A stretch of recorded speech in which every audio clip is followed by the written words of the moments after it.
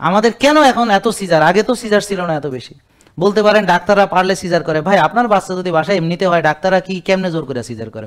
এরা কি বাচ্চা আটকে রাখতে পারবো? বাচ্চা তো আমাদের সময় দেখছি, আমার এক আত্মীয়া, অনেক মুরব্বী অবশ্যই এখন, তো উনি উঠানে ডেলিভারি হয়ে গেছে, ওনার বাচ্চা উঠানে ঝাড়ু দিতে দিতে উঠানে ডেলিভারি হয়ে গেছে। এরকম ঘটনা গ্রামে অনেক দেখছি না আগে? হ্যাঁ, তার মানে এখন তো উঠানে ডেলিভারি হওয়া, বাড়িতে ডেলিভারি হওয়া এটা ব্যাপক মানে একটা চিন্তার, এটা তো হইতেই পারে না। হাসপাতাল কোনটা ভালো, কত লক্ষ টাকা এক সিজারের জন্য 7-8 লাখ 10 লাখও খরচ করতে দেখি এখন মানুষকে, তাই না?